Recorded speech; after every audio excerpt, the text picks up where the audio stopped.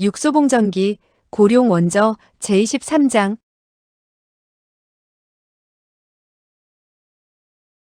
23.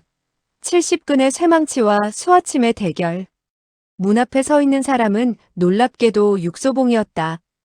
육소봉이 어떻게 갑자기 여기에 나타날 수 있었을까? 김구령은 믿을 수가 없었다. 이것은 정말 불가사의한 일이었다. 김구령은 자신도 모르게 바보 같은 말을 하고 말았다. 당신은 800리밖에 있어야만 하는데. 육소봉이 말했다. 그렇겠지요. 김구령이 손에 쥐고 있던 대나무통을 보고는 말했다. 나는 조금 전에 남해에서 온 전서구의 편지를 받았는데. 알고 있어요. 알고 있다고? 그 비둘기는 당신이 훈련시켜서 맹위에게 준 것이고 대나무통 위에 낙인과 종이도 가짜는 아니오. 그러나 이번에 비둘기를 날린 사람은 맹위가 아닙니다. 김구령은 알아들을 수가 없었다.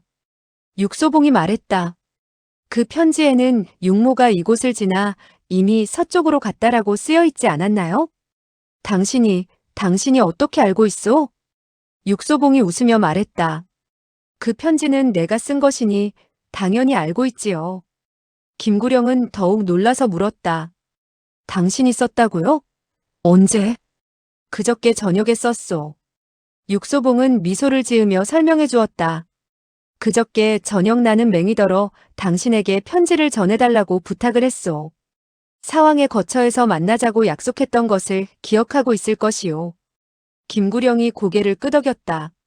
그러자 육소봉이 계속 말했다. 그날 저녁 그가 편지를 쓸 때 나는 그의 필적을 보아두었지요. 그런 글자는 배우기 어려운 것은 아니었소. 그가 비둘기를 날리러 갔을 때 나는 그의 대나무통 하나와 종이 한 장을 빼놓았죠. 그리고는 그가 잠들기를 기다렸다가 그의 비둘기 한 마리를 꺼냈던 겁니다. 육소봉이 느긋하게 웃으며 말을 맺자 김구령이 새파랗게 질리기 시작했다. 육소봉은 김구령의 안색을 살피며 마음속으로 몹시 즐거워했다. 그러나 그런 내색은 조금도 내비치지 않은 채 담담히 계속 말을 이었다. 그날 저녁 나는 비둘기를 남해에 살고 있는 친구에게 주고는 오늘 오후에 날려달라고 부탁을 했던 거요. 왜냐하면 당신이 나를 확실히 따돌리고 나서야 공손대낭을 죽이려 할 것 같았으니까. 김구령이 참지 못하고 물었다.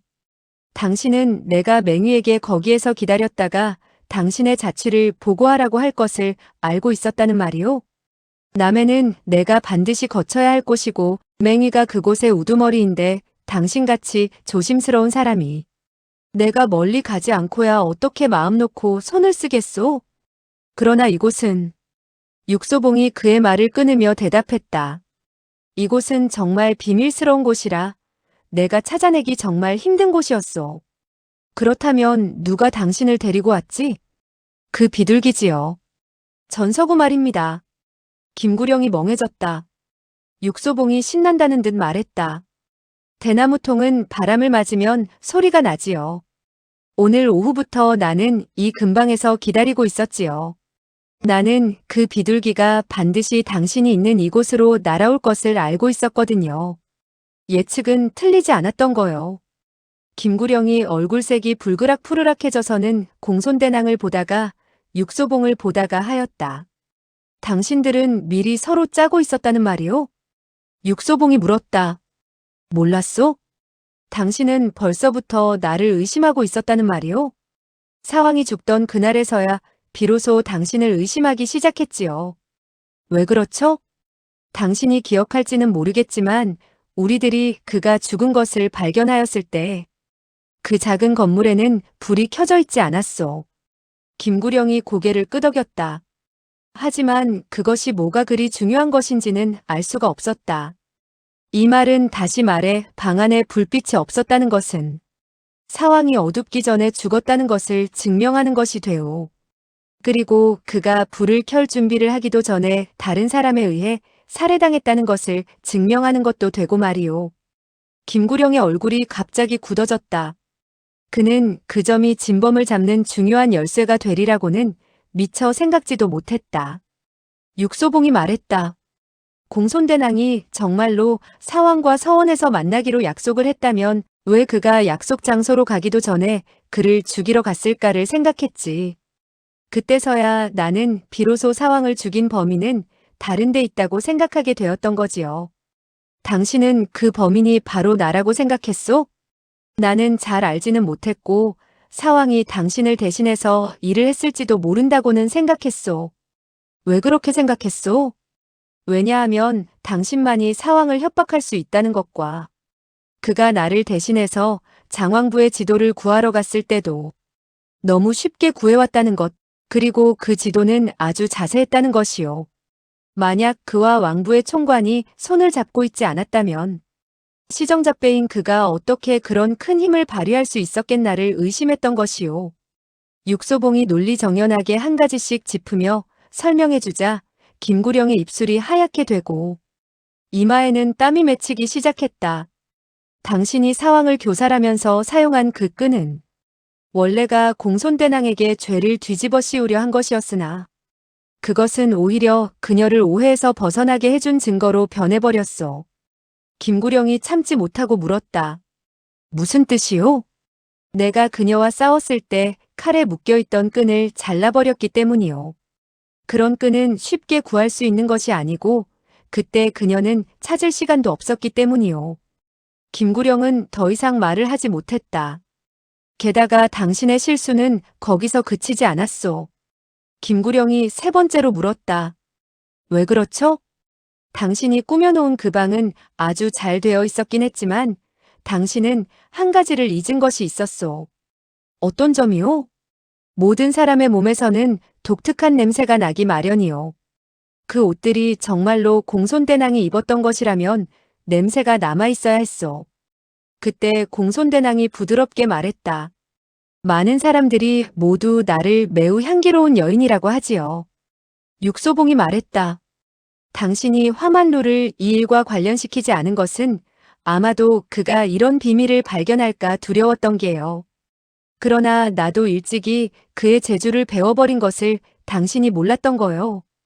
그는 미소를 지으며 계속 말했다. 지금 나는 한 가지 일을 볼 때 눈을 사용해서 보기도 하지만 코를 사용해서 냄새를 맡기도 합니다. 공손대낭이 또다시 웃으며 말했다. 그래서 많은 사람들이 당신을 보고 사냥개라고 하는군요. 육소봉이 말했다. 당신은 일부러 비밀을 전하는 나무 상자를 만들었고 일부러 독에 취한 것처럼 했어요. 나 혼자 갔었으면 그것은 정말 최상의 수단이었겠지만 안타깝게도 당신은 한 가지를 소홀히 했죠. 김구령은 듣고만 있었다. 맹위는 원래가 무식한 사람으로 아주 쉬운 글도 이해를 못하는데 어떻게 상자 위에 쓰여있는 문자를 알 수가 있겠소? 게다가 당신이 중독되고 나서 그는 조금도 관심이 없었는데 그것은 아주 이상한 일이 아니오? 공손대낭이 말했다. 그는 또 돈도 너무 많았어요. 갑자기 10만 양이라는 돈을 어디서 구할 수 있는가요? 육소봉이 말했다. 내가 그의 월급으로 계산해 본다면 먹지도 않고 마시지도 않으며 한 푼도 쓰지 않아야 56년이 걸려서 10만 양을 저축할 수 있더군. 공손대낭이 미소를 지으며 말했다. 이 사람의 계획이 이렇게 무너지리라고는 생각지도 못했군요. 육소봉이 말했다. 그러나 그때까지 나는 확실하게 알지는 못했어. 왜냐하면 노마님이 그 수놓은 목단은 여인의 솜씨라 술을 놓은 것은 여자라고 했거든. 그래서 김구령이 마침내 입을 열었다. 그래서 어떻게 되었소? 육소봉이 말했다. 그래서 나는 그 비단 조각을 들고 한참을 자세히 바라보았지요. 1시간이나 보고 나서야 비로소 당신의 비밀을 알게 되었소. 무엇을 알아냈소? 목단을 수놓은 쪽이 다른 곳에 비해 두 겹으로 수놓아진 것을 발견했던 거요. 한 겹이 접혀 있고 또 한 겹이 그 위에 있었소. 그는 미소를 지으며 말했다. 당신이 술을 놓은 것은 다른 사람들이 접은 것이었고 그래서 목단은 여자가 술을 놓은 것이 되지요. 수하대도는 여자가 아니고요. 김구령이 말했다. 또 있나요?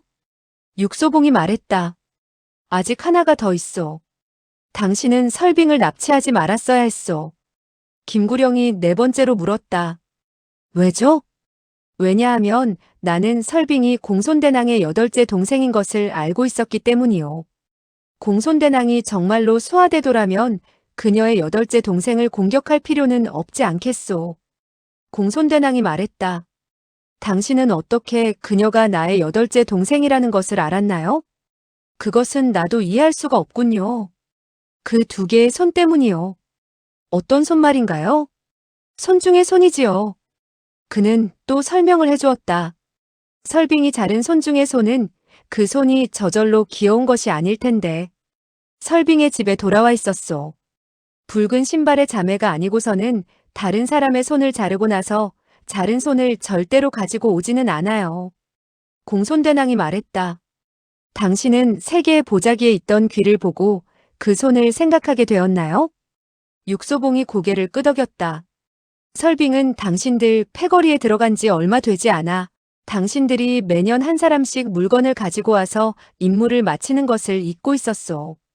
그녀는 그 잘린 손을 가지고 갔어야 하는데 안타깝게도 급하게 가느라 그 손을 가지고 가는 것을 잊었던 거요.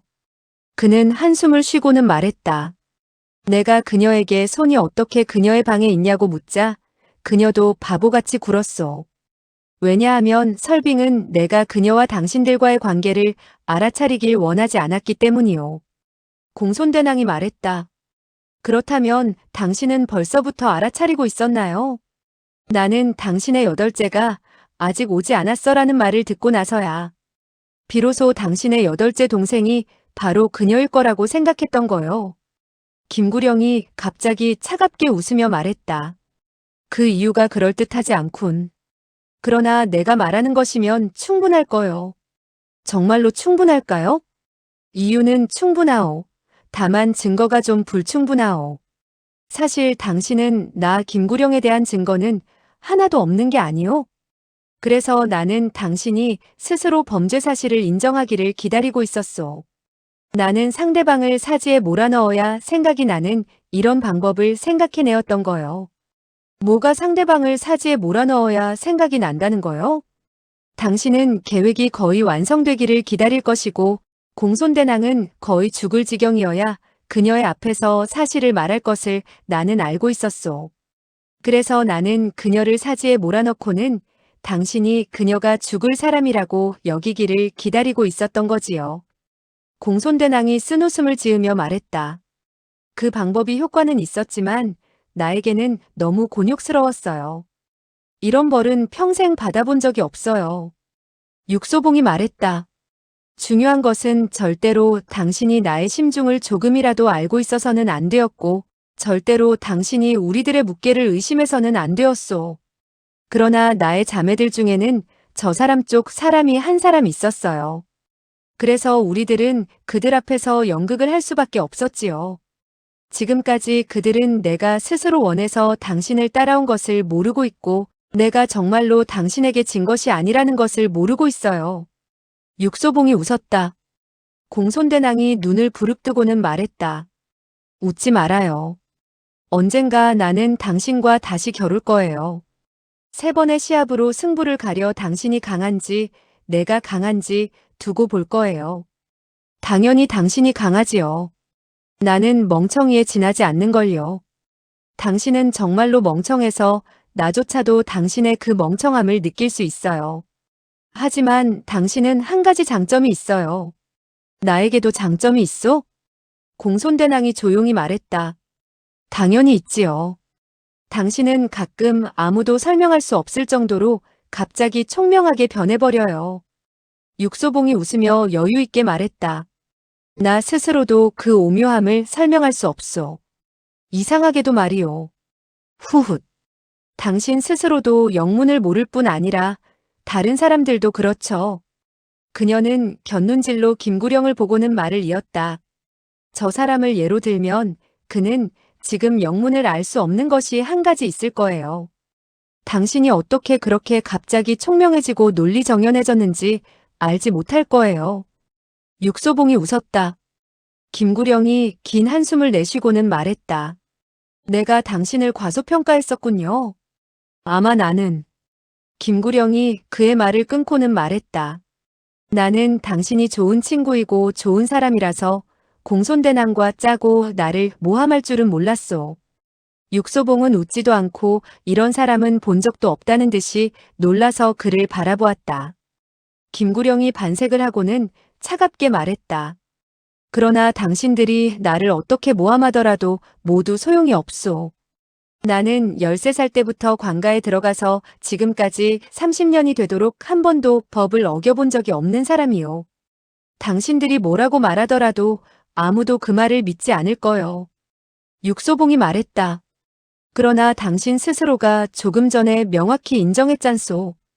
김구령이 냉소를 지으며 말했다. 내가 무엇을 인정했다는 말이오? 육소봉은 말을 할 수가 없을 것 같았다. 지금까지 그는 하나의 증거물도 가지고 있지 못했다. 김구령은 이 점을 잘 알고 있었다. 내가 수하대도라고 인정을 하는 그런 바보 같은 사람이 어디 있어. 이런 말은 당신들이 한다 하더라도 사람들은 박장대소하게 만들 뿐이요. 그는 차갑게 말을 이었다. 게다가 지금 광주성과 남해의 두 포리대장들은 모두가 공손대낭이 수하대도인 것으로 알고 있는데 당신들이 지금 나를 죽인다면 관가에서는 얼굴을 그려 천하에 수배를 내릴 것이요. 당신들은 조만간에 도망갈 수도 없게 될 것이요.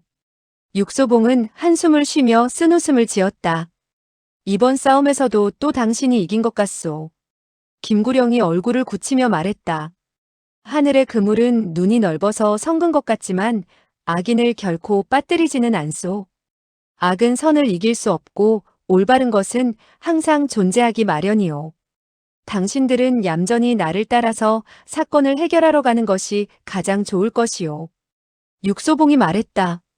악이 선을 이기지 못하고 정의가 항상 존재한다는 진리를 당신이 그리 잘 알고 있으리라고는 생각지 못했소. 당연히 잘 알고 있지요. 잘 안다면 당신이 뭐라고 허튼 소리를 해도 소용없다는 것을 알아야지요. 나는 원래 육소봉이 그의 말을 끊으며 말했다. 당신은 조금 전에 한 말을 우리들을 제외하고는 아무도 듣지 않았다고 생각하고 있겠죠. 김구령의 얼굴색이 변하였다가 즉시 진정하여 회복되었다. 나는 귀머거리가 아니오. 이 근처에 다른 사람이 있다고 나를 속이려고 하지 마시오. 육소봉이 말했다. 나는 당신의 귀가 아주 밝다는 것을 알고 있어. 조금 전 잠시 동안 자만하여 자신의 처지를 잊어서 나를 발견하지 못했던 것처럼 지금 이 근처 25장 안에 다른 사람들이 있다면 당신을 속일 수가 없겠지요. 김구령이 차갑게 웃었다. 육소봉이 말했다.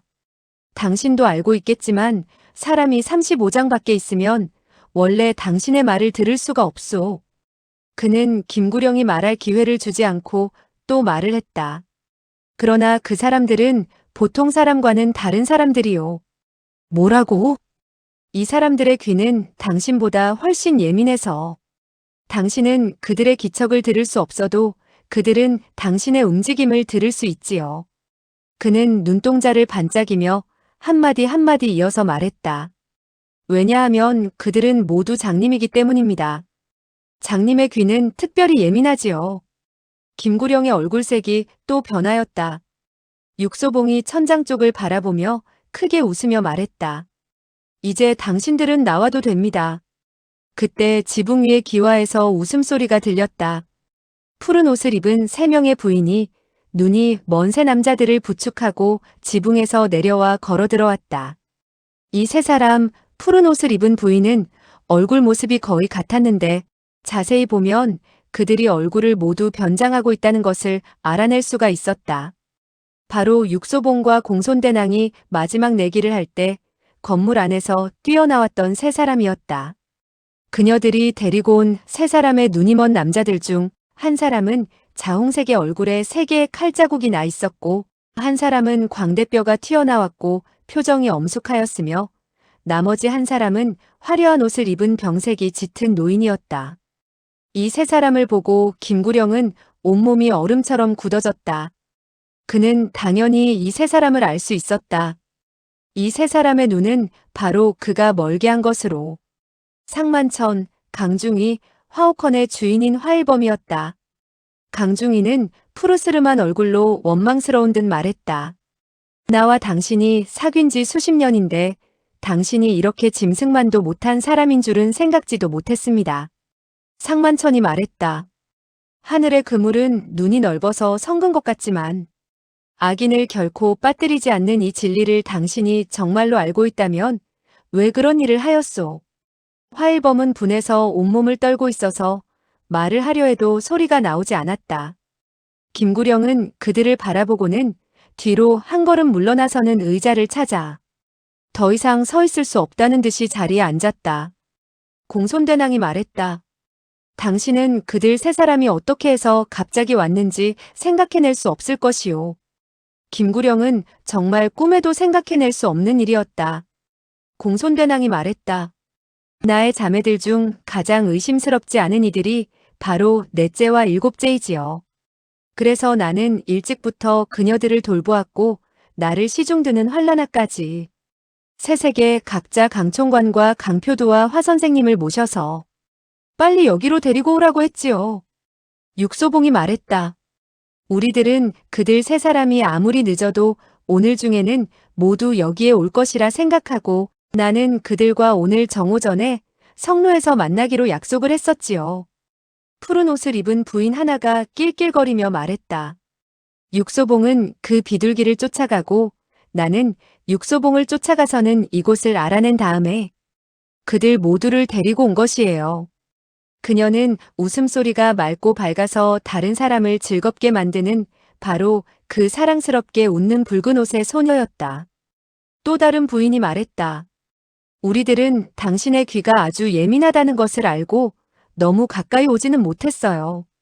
그래서 당신이 무엇라고 했는지 나는 정확히 듣지 못했지만 다행히 저들 세 사람은 한자도 빠짐없이 똑똑하게 들었대요. 그녀는 목소리가 감미롭고 부드러운 공손대낭의 넷째 동생인 구양정이었다. 김구령은 움직이지 않고 입도 열지 않았다. 지금까지 그는 정말 할 말이 없었다.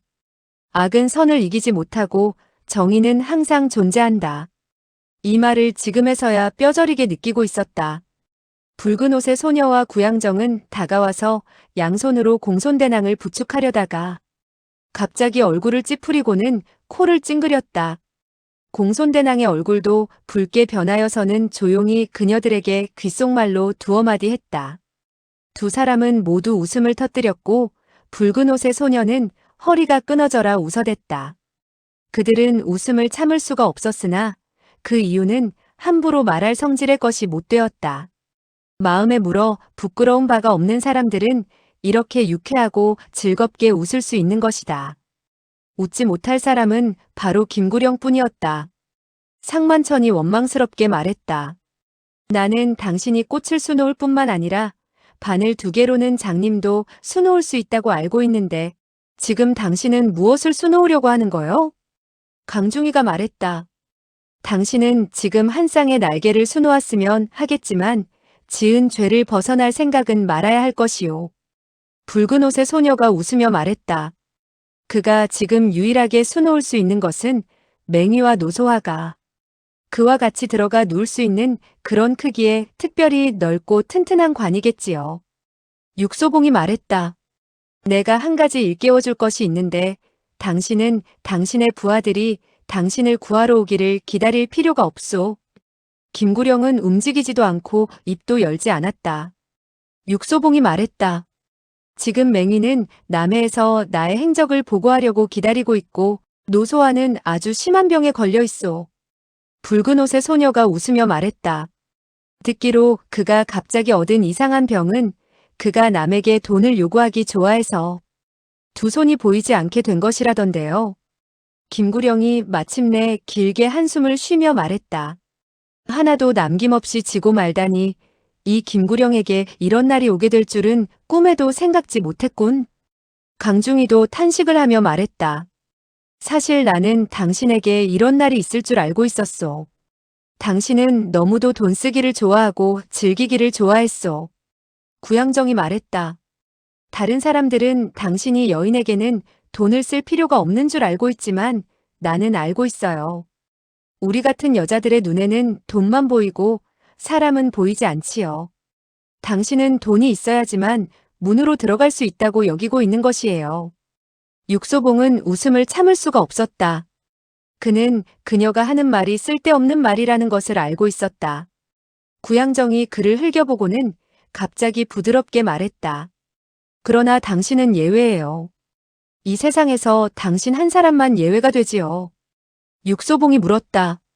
무슨 말인가요? 구양정은 얼굴을 굳히며 차갑게 말했다.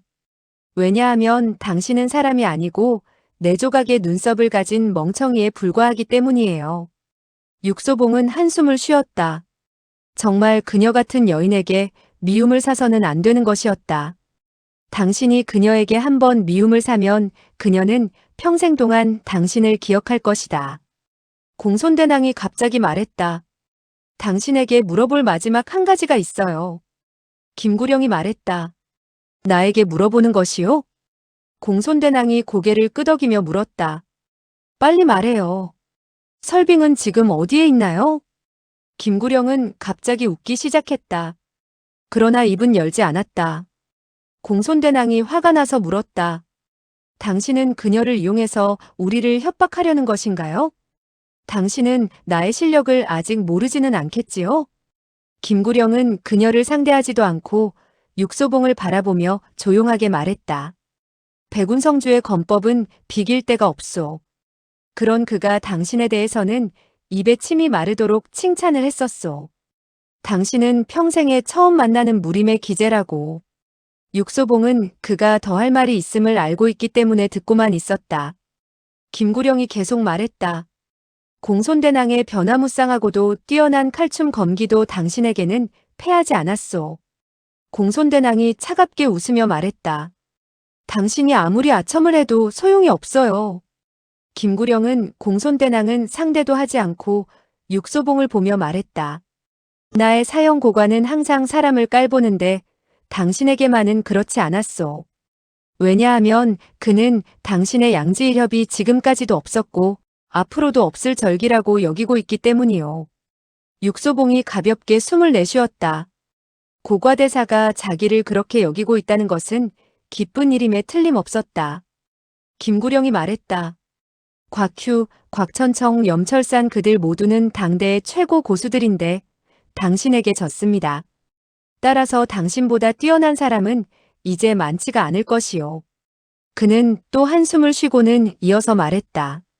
나는 관가의 일개포리에 지나지 않는데 나 같은 사람을 무림의 고수들이 본다면 정말 아무것도 아닐 것이요. 육소봉이 물었다. 당신은 도대체 무엇을 말하려는 것인가요? 김구령이 조용히 말했다. 나는 당신 같은 천하제일의 고수와 승패를 한번 겨루고 싶을 뿐입니다.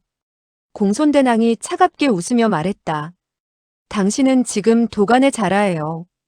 무슨 자격으로 다른 사람과 승패를 겨루고 고하를 비교한다는 것인가요? 내가 만약 진다면 기꺼이 묶여서 당신을 따라가 사건을 해결할 뿐만 아니라 설빙의 소재도 즉시 말하겠소. 육소봉의 눈이 갑자기 빛을 내기 시작하였다. 그의 마음이 움직인 것이다. 김구령이 물었다. 만약 당신이 진다면? 말하시오. 만약 당신이 진다면 나를 놓아달라고 하지는 않겠소. 공손대낭이 날카롭게 말했다. 육소봉이 놓아준대도 내가 승낙하지 않을 거예요. 김구령은 그녀의 말은 듣지 못하는 것처럼 말했다.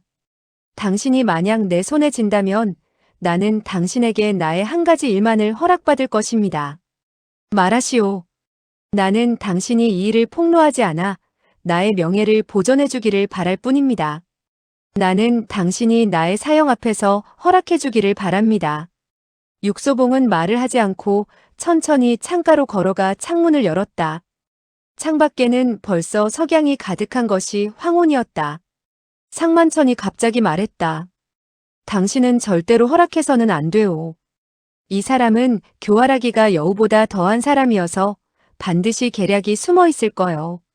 강중이가 말했다. 그는 내가 예상한 것보다 훨씬 더 무공이 뛰어납니다. 상만천이 말했다. 나는 어려서부터 강호에서 다른 사람들과 수백 번 겨루어서 상처를 입기도 수십 번입니다. 무공이 뛰어나지는 않지만 경험은 있어. 그런 나조차도 이 사람의 무공의 깊이를 알 수가 없었소. 나는 그의 공격을 막아내지도 못했었소. 화일범이 갑자기 한숨을 쉬며 말했다. 이 사람의 무공은 정말 깊이를 측량할 수가 없소. 작년에 내가 목도인과 고송거사가 겨루는 것을 보았는데 내가 보기엔 그들 두 사람의 실력이 그보다 못할 것 같았소. 그들의 말을 육소봉은 한마디도 듣지 않는 것 같았다. 노을이 가득한 하늘에 기러기 한 마리가 날아가고 있었다. 육소봉이 중얼거렸다. 아직도 여름이 한창인 것 같더니 눈을 돌리니 추석이 가깝구나. 시간은 이렇게 빨리 지나가고. 이렇게 빨리. 김구령은 한숨을 쉬며 말했다. 세월은 흐르는 물과 같아. 한 번 가면 다시는 돌아오지 않아. 우리가 처음 만난 것이 엊그제 같은데 오늘로 벌써 10년이 되었구려. 앞으로의 인생은 몇십 년이나 있는 것일까? 육소봉이 말했다. 공손대낭의 체력이 아직 회복되지 않았는데 우리들은 당신이 우리의 결점을 알아차리는 것을 두려워했고 그래서 그녀는 정말로 쓰러진 것이었소. 김구령이 말했다. 나도 그것이 거짓이 아니라는 것을 알고 있습니다. 지금 그녀의 실력은 최대한으로 반은 남았고 그녀의 넷째 동생과 일곱째 동생이 나와 힘을 합한다면 당신의 재주가 아무리 뛰어나다 하여도 죽을 수밖에 없을 거요. 알고 있습니다. 내가 당신과 겨루기로 승낙을 해서 내가 진다면 죽지 않는다 하여도 부상은 당하겠죠. 육소봉은 탄식을 하며 계속 말했다. 게다가 당신은 나의 성격을 알고 있겠지만 내가 만약 정말로 당신과 겨루어서 진다면 절대로 뻔뻔스럽게 다시 당신을 공격하지는 않겠지요. 나는 당신을 알고 있어요. 당신은 군자는 아니라 하더라도 산의 대장부이기는 하오. 그래서 내가 진다면 그들은 당신을 잡지 못하고 오늘 당신이 도망간다면 아주 자유롭게 살아갈 수도 있겠지. 구양정이 말했다. 당신은 이미 그의 뜻을 잘 알면서 왜 그렇게 그와 쓸데없이 얘기를 나누고 있는 거예요. 당신은 정말로 멍청인가요? 육소봉이 갑자기 웃음을 터뜨리며 말했다. 내가 한 말은 쓸데없는 말이 아니오. 구양정은 냉소를 지으며 말했다. 쓸데없는 말이 아니면 뭐예요? 나는 그에게 내가 이 승부에서 져서는 안 되고 반드시 이겨야 하는 것임을 말하고 있을 뿐입니다. 구양정이 의외라는 듯 물었다. 당신은 그에게 대답할 준비가 되었나요? 육소봉이 조용히 말했다. 내가 그에게 대답하지 않는다면 지금 한 말들은 모두 쓸데없는 말이 되는 것이오. 김구령이 놀라 일어서서 말했다. 좋소. 육소봉은 과연 육소봉이오. 그 말은 처음으로 듣는 말이오. 어디서 겨룰 거요? 여기서 하지요. 이 방 안에서. 움직이는 것은 가만히 있는 것보다 못하지요. 나는 당신에게 도망갈 기회를 주고 싶지는 않소. 김구령이 크게 웃으며 말했다. 좋소. 아주 좋소. 그는 기분이 갑자기 진작되었는지 다른 사람으로 변한 것 같았다. 육소봉이 물었다. 당신은 어떤 무기를 사용할 것이오? 김구령이 웃으며 말했다. 당연히 당신의 두 손가락이 잡지 못하는 그런 종류의 무기를 쓸 것이오. 준비가 됐소? 속으로 조만간에 당신과 겨룰 날이 있을 것 같은 예감이 들었소. 방구석에는 옷장이 있었는데 옷장을 여니 그 안에는 창과 칼 두 자루의 검, 갈고리 한 쌍, 미늘창, 채찍, 도끼, 연자창, 그리고 채찍 같지만 채찍이 아니고 추 같지만 추가 아닌 큰 망치가 들어있었다. 이 옷장은 없는 게 없는 무기창고 같았다. 육소봉이 한숨을 쉬며 말했다. 보아하니 정말 당신은 언제 어디서나 준비가 철저하군요. 김구령이 미소를 지으며 말했다. 나는 매우 조심스러운 사람이어서 잘 알지 못하는 일은 절대로 하지 않습니다. 알지 못하는 일은 시작도 하지 않나요? 김구령이 가만히 말했다. 나는 지금까지 다른 사람들과 싸우면서 패한 적이 한 번도 없소. 그것은 거짓이 아니었다. 그는 육소봉을 바라보며 말했다. 그러나 나는 당신도 지금까지 다른 사람들과 싸우면서 져본 적이 없다는 것을 알고 있습니다. 육소봉이 웃으며 말했다. 어떤 일이든지 첫 번째는 있기 마련이요. 좋은 말입니다. 손을 내밀어 무기를 선택해 집었다. 그가 택한 것은 무게가 70근 이상 나가는 거대한 쇠망치였다. 공손대낭이 놀라며 말했다. 당신들은 모두 밖으로 나가요. 밖에서 문과 창을 지키도록 해요. 당신들에는 그녀의 자매들과 상만천, 강중이, 화일범도 포함되어 있었다. 그녀는 이런 쇠망치의 위력이 어떤지를 알고 있었다. 이 방이 작은 것은 아니지만 그렇다고 큰 것도 아니었다. 따라서 이 무기를 한번 휘두르면 이 방의 그 어떤 사람이나 물건이라도 모두 부서뜨릴 수 있는 것이었다. 육소봉은 조용히 놀라고 있었다. 이 사람은 가늘고 가벼운 술을 놓는 바늘을 사용하다가 갑자기 100근에 달하는 쇠망치로 바꾼 것이다. 그의 무공이 정말 최고의 경지에 달해서 저렇게 무거운 것도 마음먹은 대로 아주 가볍게 움직일 수 있는 것인가? 김구령이 물었다. 당신은 어떤 무기를 사용할 것인가요? 육소봉은 가만히 있다가 갑자기 옷장 구석에 있는 한 쌍의 수놓는 침을 발견하고는 그중 하나를 집었다. 김구령이 크게 웃으며 말했다. 좋아요. 나는 쇠망치를 사용하고 당신은 수놓는 침. 만약 다른 사람들이 이것을 본다면 당신을 수하대도로 여기지 않는 것이 이상하겠군요. 육소봉이 조용하게 말했다. 나는 수하대도는 아니지만 술을 놓을 수는 있소.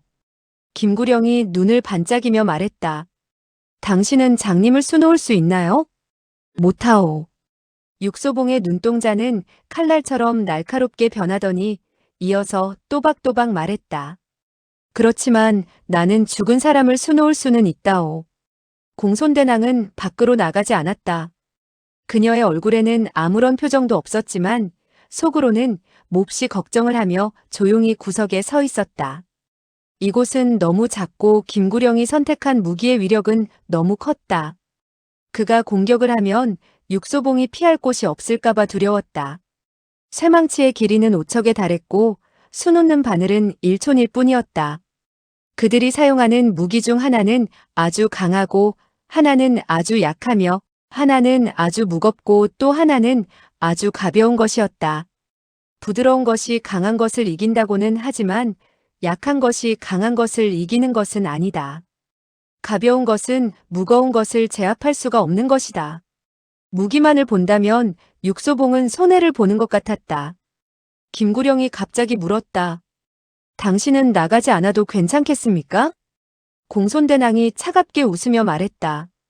당신은 내가 몰래 당신을 공격할까 두려운가요? 김구령이 웃으며 말했다. 나는 당신이 그런 사람이 아니라는 것을 알고 있습니다. 그러나 당신이 이 방 안에 남아있으면 나에게 위협이 되는 것은 사실이오. 공손대낭은 머뭇거리다가 육소봉을 흘낏 바라보았다. 육소봉이 조용히 말했다.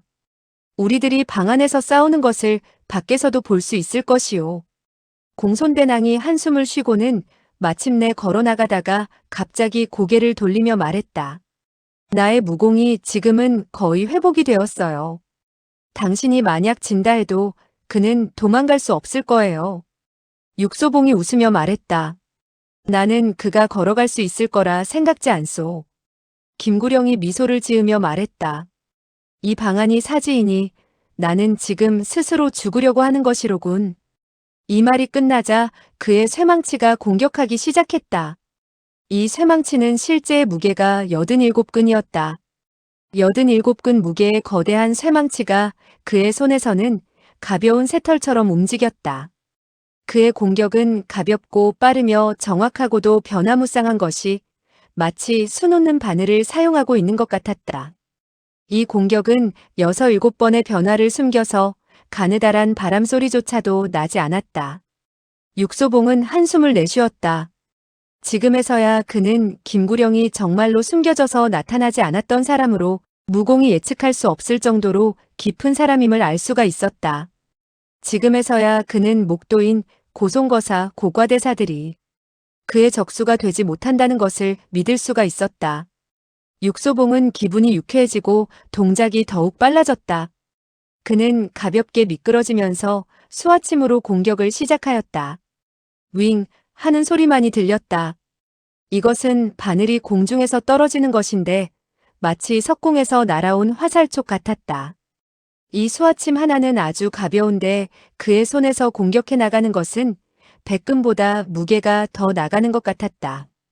그가 사용하는 공격은 강하고도 날카로워 마치 거대한 쇠망치를 사용하는 것 같았다. 잠깐 사이에 두 사람은 10여 차례씩 공격을 주고받았다. 아주 강하고 단단한 무기는 오히려 가볍고 예리하게 공격을 하였고, 이와 반대로 아주 약하고 예리한 무기는 강하고 단단하게 공격을 하였다. 이 승부의 훌륭함은 어떠한 사람이라도 나타낼 수가 없을 것이었다. 강중이, 활범, 상만천은 얼굴에 놀라움을 감추지 못하였다. 그들은 보이지는 않았지만 들어서 알 수는 있었다. 방 안에서는 수화침의 공기를 가르는 소리만이 들렸고 쇠망치의 바람을 가르는 소리는 들리지 않았다. 그들은 모두가 수백 번씩 싸워본 경험이 있는 사람들이었지만 싸움이 어떻게 돌아가고 있는지는 도무지 알 수가 없었다. 수화침의 공기를 가르는 쉬익, 쉬익하는 소리만이 갈수록 끊이지 않고 급하게 들렸다. 이 소리는 동쪽에서 들리다가 갑자기 서쪽에서 들리고 또 그 반대로 들리며 변화가 아주 급해서 벌이 날아가는 것보다는 10배나 빠른 것 같았다. 화일범이 길게 숨을 내쉬며 말했다. 목도인이 항상 육소봉은 100년에 한 번 만나기 힘든 기재라고 말한 것이 이상하지 않군. 그 말들은 과연 거짓이 아니었어. 상만천도 얼굴을 굳히고는 말했다. 그러나 김구령도 대단한데. 화일범이 말했다. 무슨 말인가? 상만천이 말했다.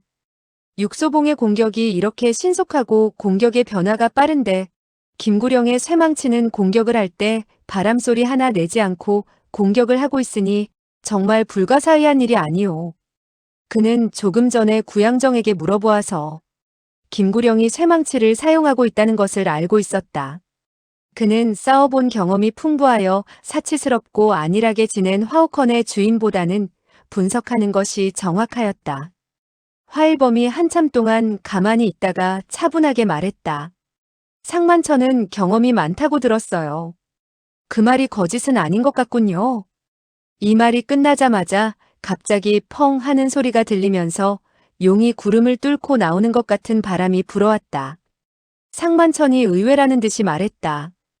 김구령이 공격을 바꾸었나 보군. 김구령의 공격은 아주 강렬하고도 맹수같이 바뀌어서 어떠한 것으로도 막을 수 없을 것 같았다. 방 안은 갑자기 쇠망치의 소리로 휩싸여 거의 다른 사람이 몸을 둘 곳이 없을 것 같았다. 강중이는 굳은 얼굴로 말했다. 그가 조금 전까지 보여준 것은 육소봉을 시험한 것이고 이제야 진정한 실력을 보여주는 것입니다. 상만천이 말했다. 육소봉의 진짜 실력도 나왔는걸요. 강중이가 물었다. 어떻게 알 수 있나요? 상만천이 대답했다. 그의 쇠망치 공격이 이렇게 날카로운데 다른 사람이었다면 방 안에서 밖으로 뛰쳐나왔을 것이 아닙니까?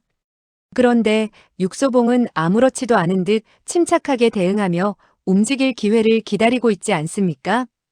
구양정은 눈에 탐복의 기색을 감추지 못하고 그를 바라보고 있었다.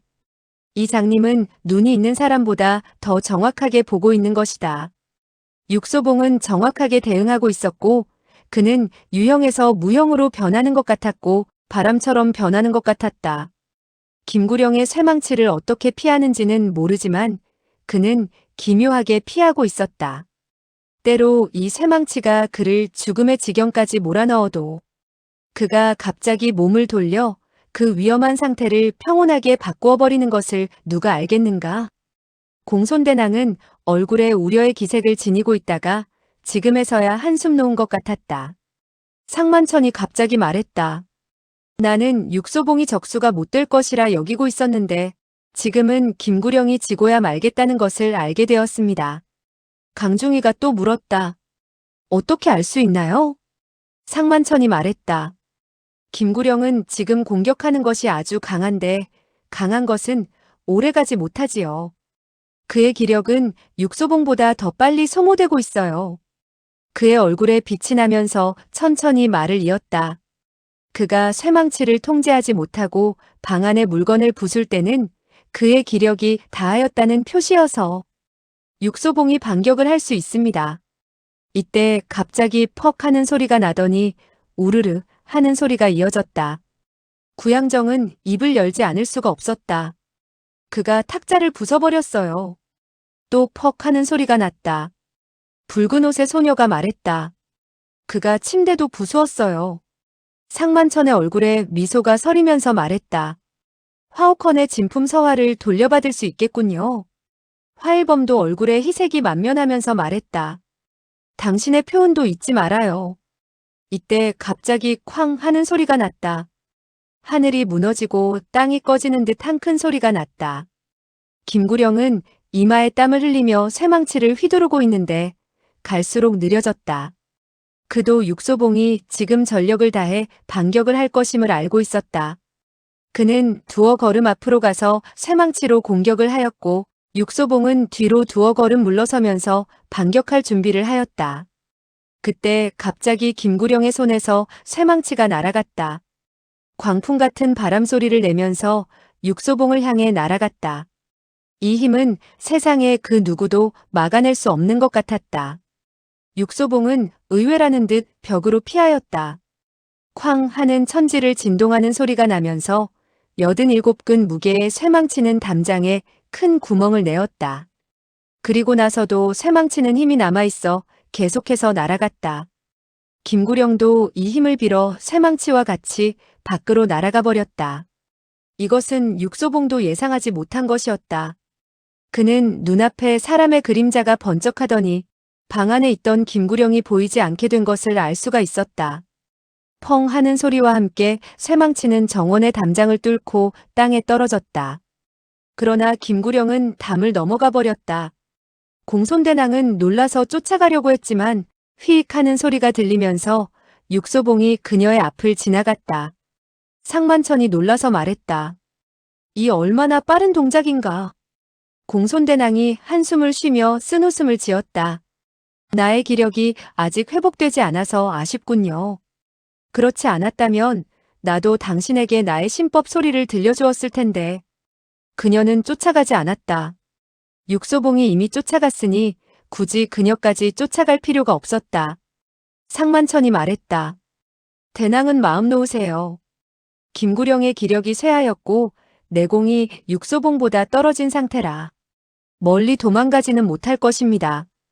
공손대낭은 끝내 웃음을 터뜨리며 말했다.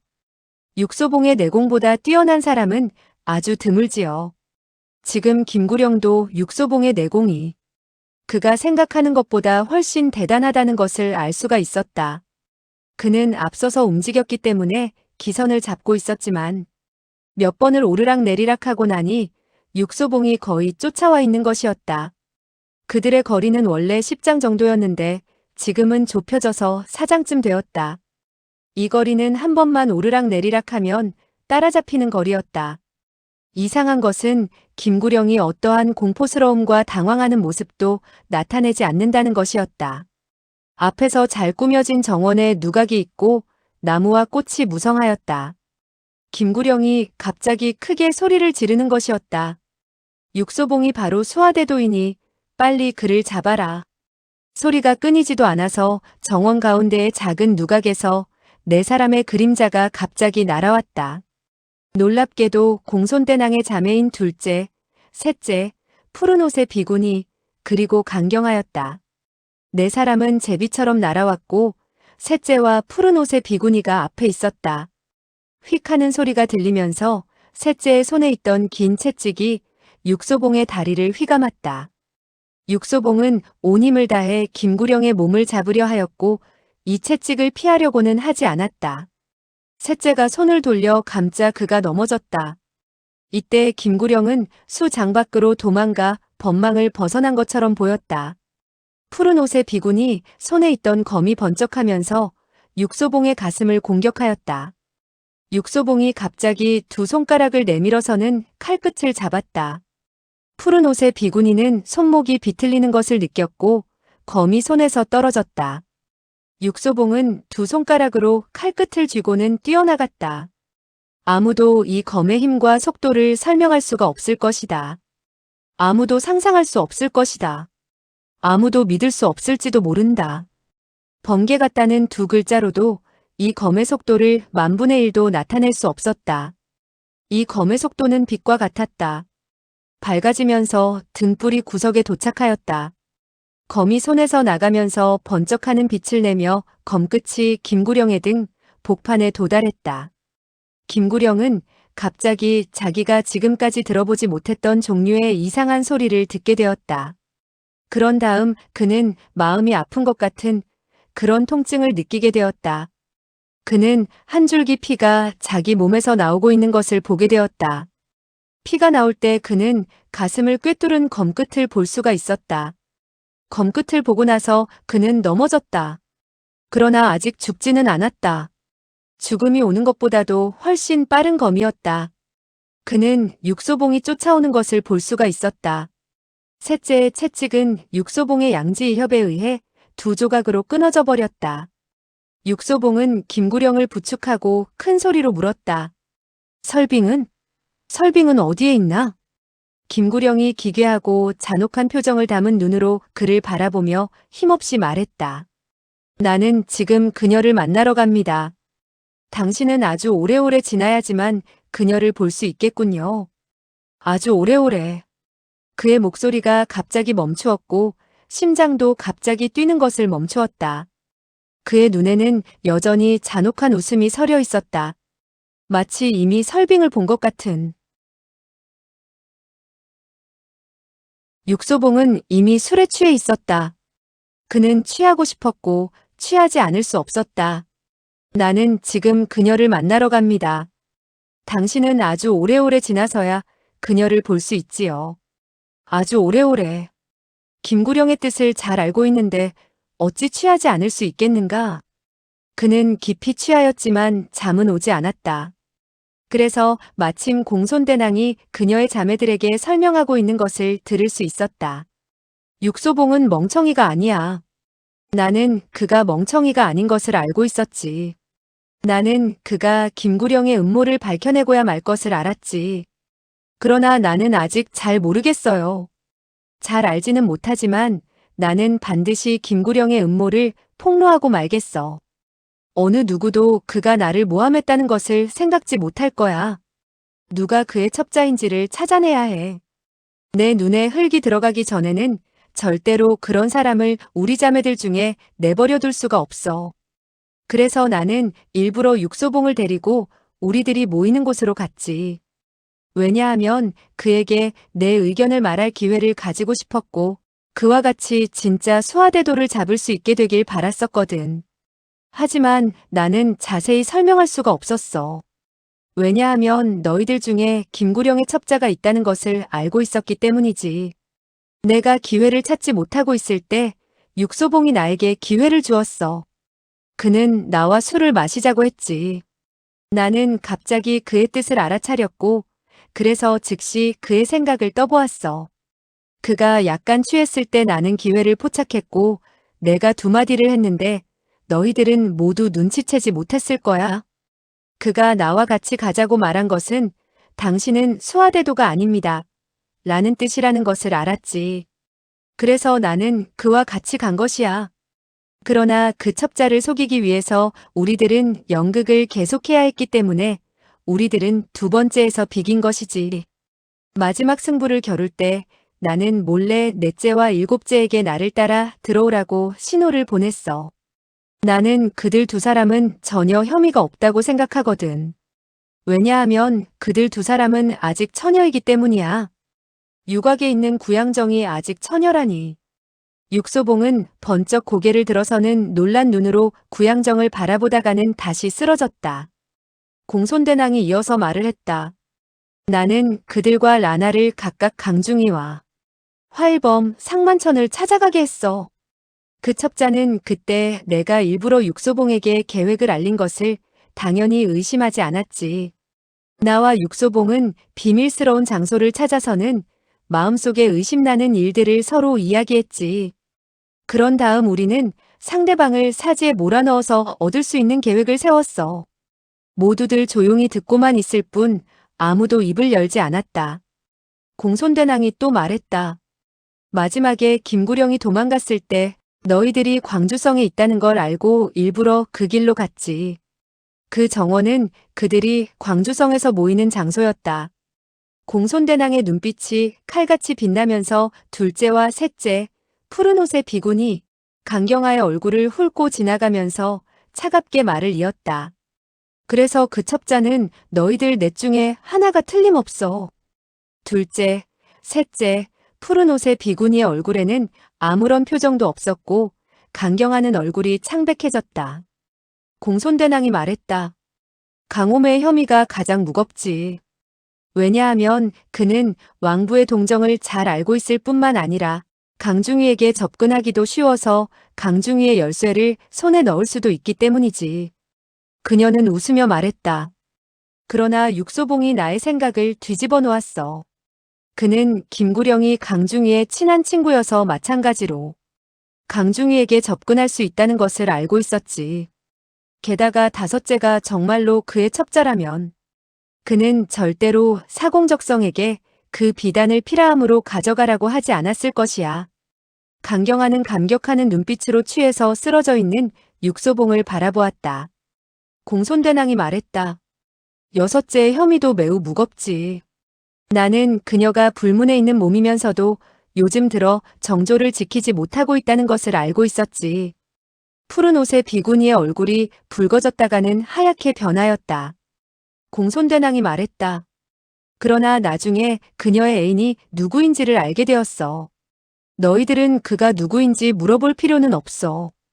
여섯째는 치정관계에 있는 애인이 있으므로 다시 김구령과 결탁하지는 않을 것이라 여겼지. 그래서 그녀도 혐의가 없지. 푸른 옷의 비구니는 눈물을 흘리면서 더욱 고개를 떨구었다.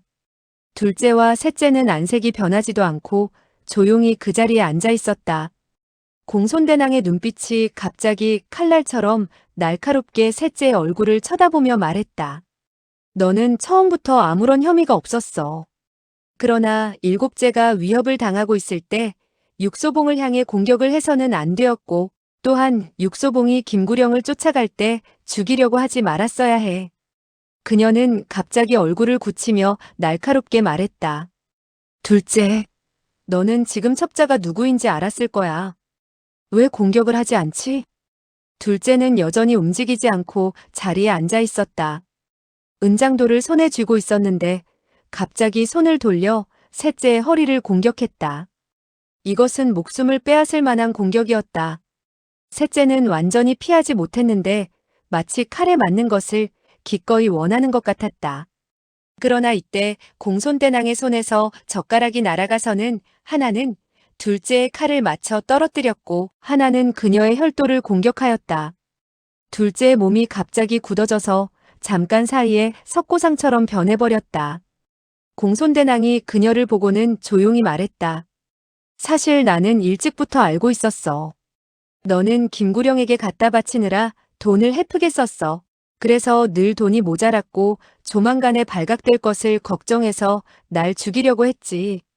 내가 죽고 나면 너는 나를 대신할 수가 있으니까.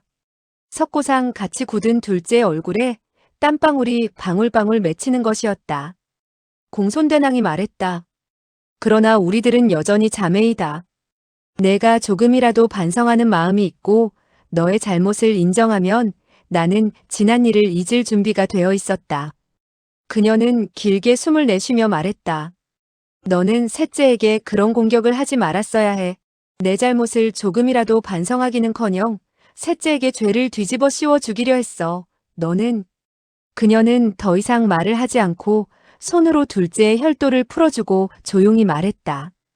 가버려라. 나는 너를 보내겠다. 내가 가버리고 나서 연락이 끊기기를 바랄 뿐이다. 둘째는 꼼짝 않고 절망적인 표정을 지으며 두려움이 가득한 눈으로 공손대왕을 보았다. 그녀는 자기가 갈 수 없음을 알고 있었다. 은장도가 탁자에 떨어져 있었고 그녀는 그것을 집어서 갑자기 손을 뒤집어 자기 목을 찌르려 하였다. 그러나 그녀의 칼은 또 장애물에 부딪혀 떨어졌다. 육소봉은 취한 것 같기도 하고 안 취한 것 같기도 했고 손으로 툭 쳐서 그녀의 칼을 떨어뜨리고는 중얼거렸다. 이렇게 좋은 날, 이렇게 즐거운 모임에서 당신은 왜 사람을 죽이려고 합니까? 둘째가 입술을 깨물고는 말했다. 나는 사람을 죽이려고 한 것이 아니라 스스로 목숨을 끊으려는 것입니다. 육소봉이 킬킬거리며 말했다. 당신은 사람이 아닙니까? 둘째는 멍해졌다. 육소봉이 중얼거렸다. 이미 잘못을 저질렀는데 또 잘못을 저지를 필요가 있는가? 마음이 이미 죽었는데 다시 죽을 필요가 있는가? 오래된 원한이 이미 충분한데 다시 원한을 만들 필요가 있는가? 피가 이미 많이 흘렀는데 다시 흘릴 필요가 있는가? 둘째는 한참을 가만히 있다가 갑자기 탁자에 엎드려서 소리 죽여 울기 시작했다. 공손대낭이 육소봉을 바라보고는 웃으며 말했다. 좋아요. 당신 말을 따르지요. 내가 다시 이번처럼 당신 말을 따르면. 육소봉이 그녀의 말을 끊고서는 말했다. 이미 충분히 말했는데 더 말할 필요가 있는가? 사람이 이미 취했는데 다시 남아있을 필요가 있는가? 그는 비틀거리며 일어서더니 걸어나갔다. 공손대낭이 그를 맞고서 물었다. 당신은 지금 정말로 가려는 건가요? 육소봉이 말했다. 세상의 모든 연회는 흩어지기 마련인데 지금 흩어지면 안 되는 이유가 있는가? 갈 수 있으면 가야지 남아있을 필요가 있는가? 어디로 가려는 건가요? 내가 이미 가려고 마음먹었는데 당신이 다시 물을 필요가 있나요? 공손대낭이 그를 바라보다가 천천히 물었다. 내가 벌써 물었는데 굳이 입을 다물 필요가 있나요? 육소봉은 크게 소리내어 웃었다. 공손대낭이 말했다. 사실 나는 물을 필요가 없고 당신도 말할 필요가 없지요. 왜냐하면 당신이 가는 곳이 바로 내가 가는 곳이기 때문이지요. 육소봉이 갑자기 눈을 크게 뜨며 물었다. 당신은 내가 어디로 가는지 알고 있나요? 공손대낭이 미소를 지으며 말했다. 300년 동안 무림에서 가장 뛰어난 두 사람의 검객이 자금산에서 결투를 하려고 하지요. 이 결투가 천하를 진동시키지는 않을지라도 길이 빛날진데 내가 어떻게 그냥 지나칠 수 있나요?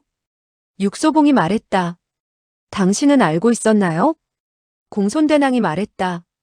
나는 그들이 결투를 하는 날짜가 1일이 아니라 15일인 것도 알고 있지요. 김구령이 1일이라고 말한 것은 당신을 빨리 가게 하려고 그런 것이지요. 육소봉이 물었다. 15일이요? 8월 보름이란 말입니까? 공손대낭이 고개를 끄덕이며 천천히 중얼거렸다.